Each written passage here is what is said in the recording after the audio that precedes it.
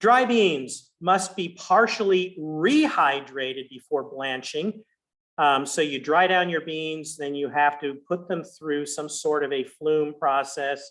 And you can use that as a final wash step. And then after you take them through this little flume trip or soaking time, which is relatively short, but then you blanch them after. So you're making canned chilies or something, you need to,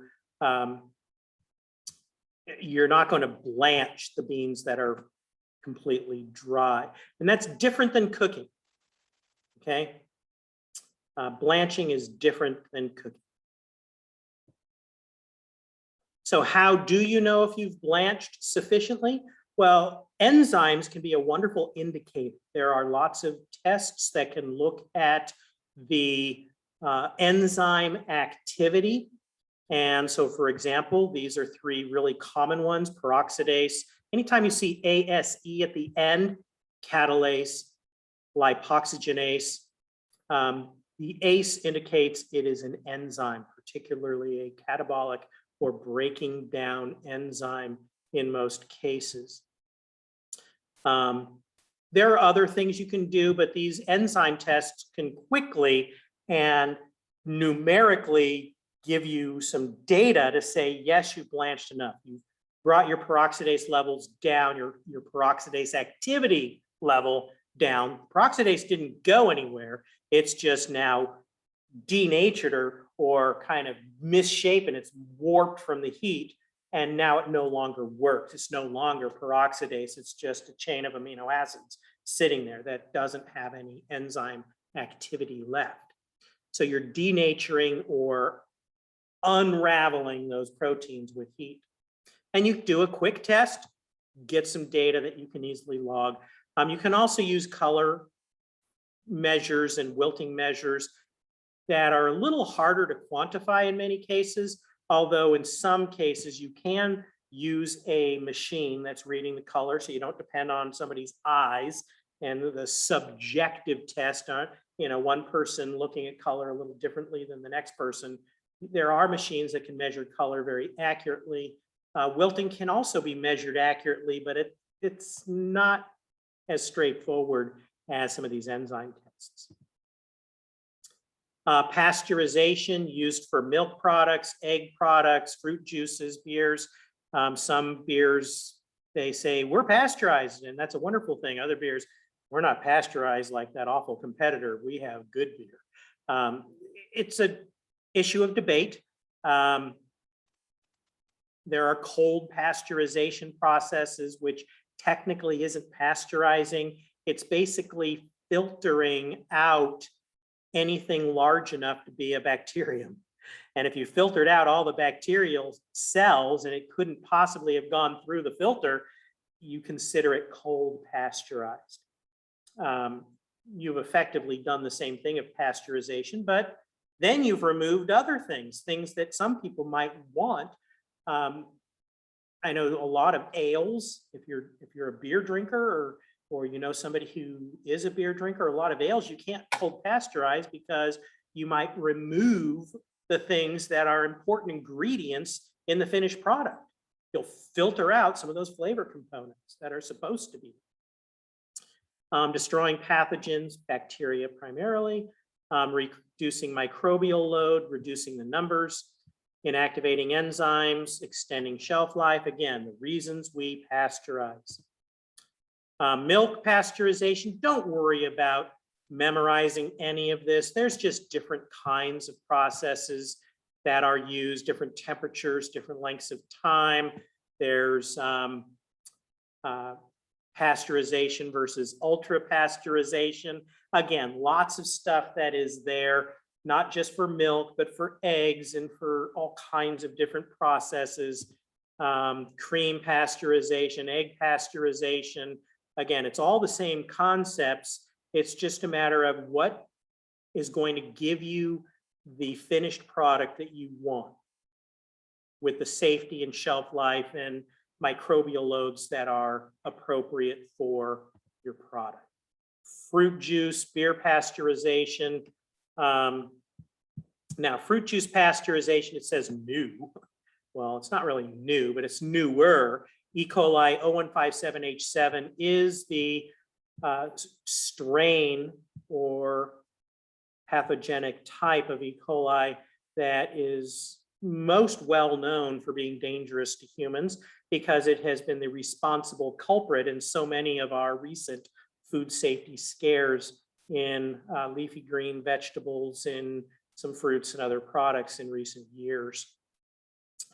For about the last 12, 15 years, it's been pretty much on everybody's mind. And so you definitely don't want that surviving in your fruit juice pasteurization. Canning, otherwise known as commercial sterilization or commercially sterilizing a product. The theory of this process is that heat and possibly a reduced oxygen environment prevent the spoilage of food. In most cases, canning is driving off the oxygen. You cook things in a high temperature environment to kill everything, and it's under pressure. Then you can it with the oxygen removed. You have driven off most of the oxygen, and then there's no room left for the oxygen when you put the lid on. And then as it cools, the can will suck up. It will create its own little vacuum inside because the pressure created in the little bit of gases that are left after canning is done under high heat will shrink. Those gases will shrink in volume as it cools, and the can should squeeze in. So whenever you're opening a can, I really urge you to get in the habit of paying attention. I don't care if it's your cat food, whatever, and whether it's a rip top or a can opener, just pay attention. Look at the lid and make sure the lid doesn't bow out. And then when you open it, it kind of lowers down and, or maybe even spits a little at that first point where you start opening. That's an indication that there is pressure inside the can. The only way to get pressure inside of a properly canned product, unless it's carbonated drink or something, I'm not talking about carbonated, but any other non-carbonated canned product, it shouldn't spit out at all. If it does, the only way it could have gotten that way is if bacteria or fungi started growing inside, probably bacteria, causing metabolic activity, giving off gases, and those gases pressurize the can. If it ever spits, it's bad, throw it out. Don't worry about it. I don't care if it smells good. Spitting canned goods, bad. The only canned items that should spit would be things like your sodas, champagne, things that are carbonated that are under pressure inside, are supposed to be under pressure. So there are many kinds of canning methods. Don't worry about memorizing this list. You should recognize this list. If I say, you know, sous vide is a type of blank, the answer is a canning method. So you should recognize them, but don't try to memorize. I'm not going to ask you to rattle this list off from memory, but you should recognize them. And some of them are more modern than others. You can look up more details, but we've been able to can and process a lot of things that we never could in the past because of these new techniques. Now, with some of these techniques, we can do a lot of variety of things and produce products that fill a wide range of consumer product demands. So there's metal, primarily tin iron or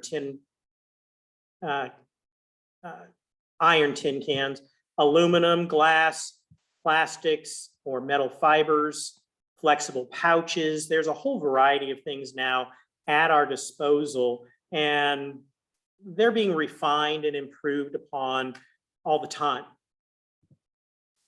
A retort is otherwise known as a pressure cooker. And so traditional canning, you have high temperature that is going to reduce the microbial load, kill the enzymes, and then under pressure, you can get things much hotter without boiling or damaging things and get the process done faster.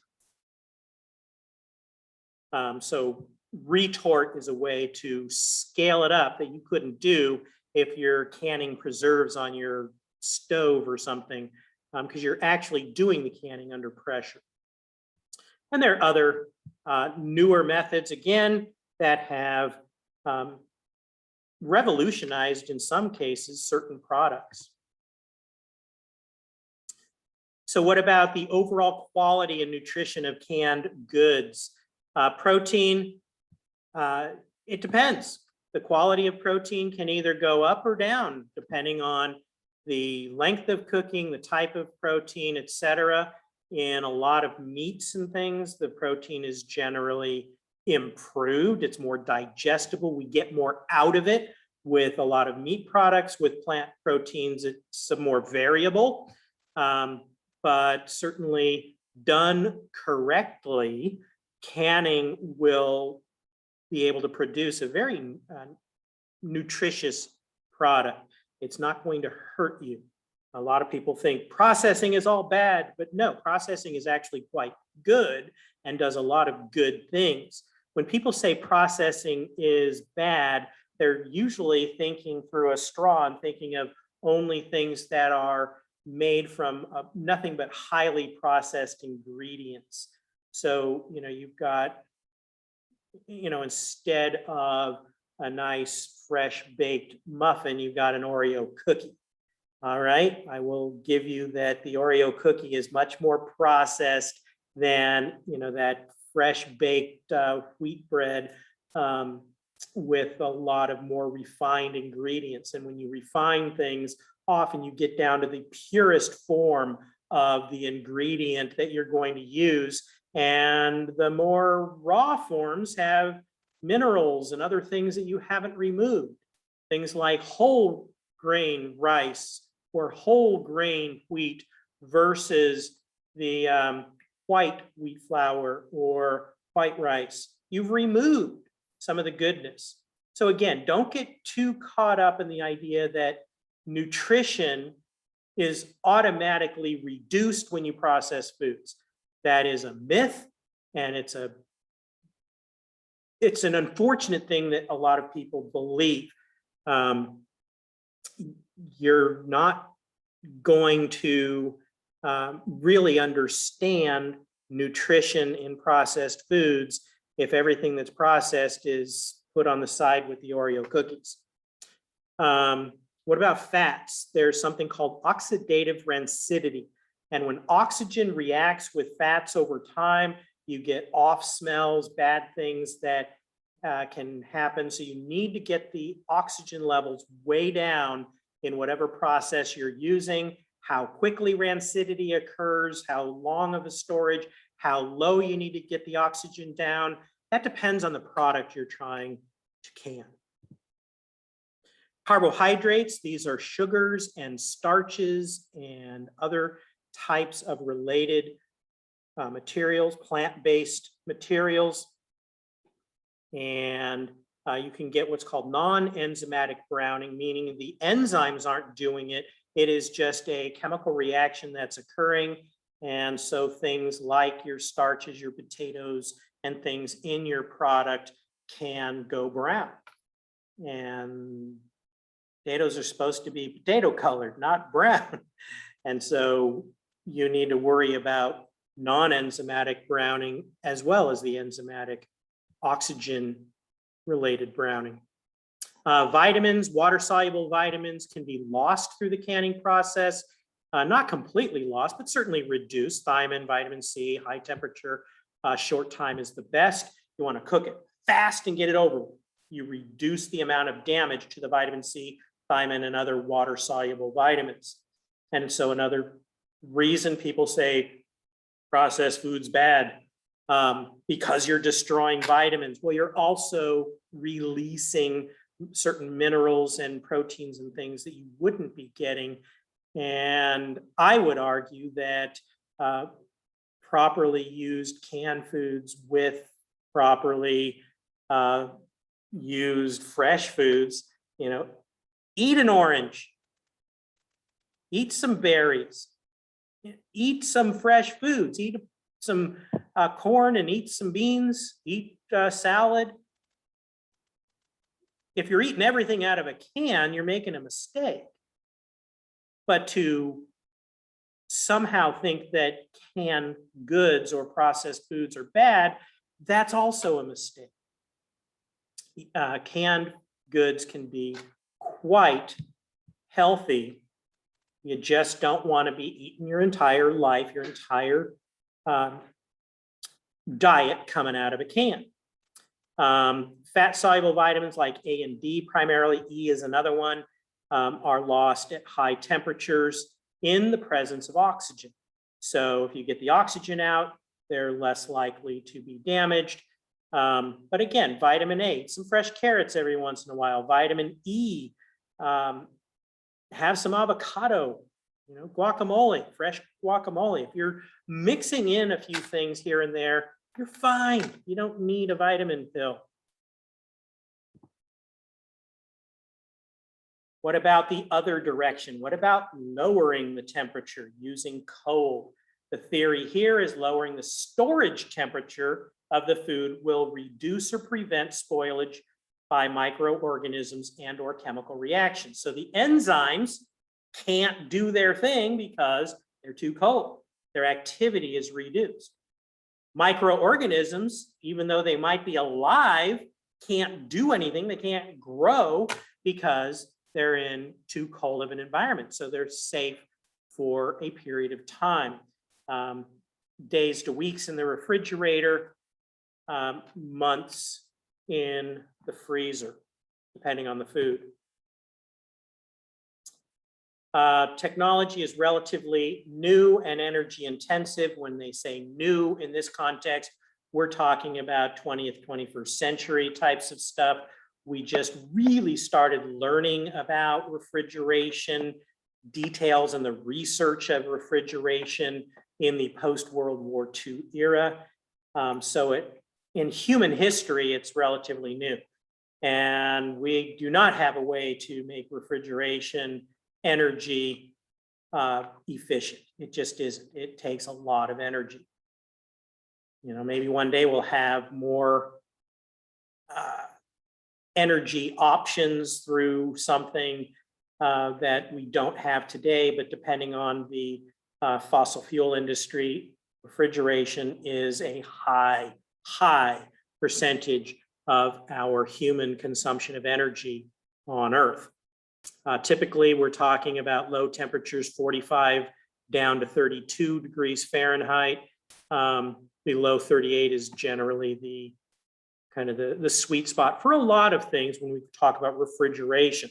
Now, not everything is supposed to be refrigerated. Bananas, you don't stick in the refrigerator. Apples, avocados, tomatoes, these are generally things we leave out. But after we cut them or process them, we do refrigerate. So another thing we can do with refrigeration is altering the gases using a modified atmosphere or controlled atmosphere storage. Now, in larger refrigeration units or commercial refrigeration units, we can do controlled atmosphere where there is some sort of either computer monitoring or time-based, temperature-based monitoring. So, every 6 hours, some sort of gas exchange goes on based on a consistent time, consistent temperature criteria. And so you just plug in the criteria and it just does it automatically. Other systems will actually monitor the air, and when it gets to below a certain level or above a certain level of some atmospheric gas that's being monitored, then the system will kick in. Lots and lots of fruits and vegetables are processed in a refrigerated, modified atmosphere or controlled atmosphere environment. And not only are you kind of putting the product to sleep, but also the microorganisms that might be living on that product. So spoilage organisms and chemical reactions can still occur at refrigerated temperatures. So these chemical reactions are still occurring. Things are still alive. They're still active, but it's happening at a much slower rate. So instead of having hours to a couple days, you might have a week or 2 or 3, depending on the type of product that is in storage. So some concerns: pathogenic organisms may grow at the temperatures. Definitely have to be paying attention to what's going on. What are the concerns? What are you monitoring? Is there a dangerous organism that might go into the refrigerator that is dangerous? You might need to do something else. What about cross-contamination? Certainly, it can happen commercially at the warehouse refrigerated units, and it can happen in the consumer's refrigerator in their own kitchen. Odor transfers, that is something you have to deal with packaging issues, but transfer of odors can destroy the sensory experience of a product. Ice cream smelling like freezer burned broccoli, no. Anyway, lots of concerns. Lots of unprocessed fresh foods go in the refrigerator, like fruits and vegetables, meats. Processed foods like doughs, the Pillsbury Doughboy biscuits or whatever, or cookie dough mix that you buy at the store and you stick it in the refrigerator to cook later. Minimally processed vegetables like your bagged salads, things like that. And lots of other things, including our pasteurized dairy products like meats, or excuse me, like milk, cheeses, and all kinds of things get refrigerated. You all know what to put in a refrigerator. If you don't know on a certain thing, I see all these weird, should you refrigerate X, Y, Z? And the bottom line is, read the package. If you bought it in the refrigerator, put it in the refrigerator, period. Period. If you bought something at the store and it was refrigerated, it goes home and goes into your refrigerator. If you bought it from the pantry shelf, look carefully. It should say somewhere that's not too hard to find, although I get surprised sometimes how small it can be. Refrigerate after opening. It says that refrigerated. I don't know why there's all this concern. Just because things are maybe processed and handled differently in Europe or Asia than they are here, you have to deal with the way we've processed the foods and packaged it. Read the label. The only other thing, if you get fresh eggs, fresh out of the chicken, and they were never washed, they are not supposed to be refrigerated. Fresh eggs, fresh out of the chicken, there is a film, might sound gross, but there's a mucus film that coats the egg when it's being laid, and that mucus film seals it, and you leave the eggs out. If you buy eggs here in the United States from most places, those eggs are washed and the seal is gone, and you have to refrigerate those.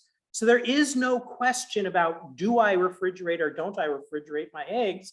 The answer is fresh eggs, fresh out of the chicken, never washed, put them on the counter. Stick them in an egg carton, stick them on the counter. Don't stick them in the fridge. It won't hurt anything if you do, but you don't have to.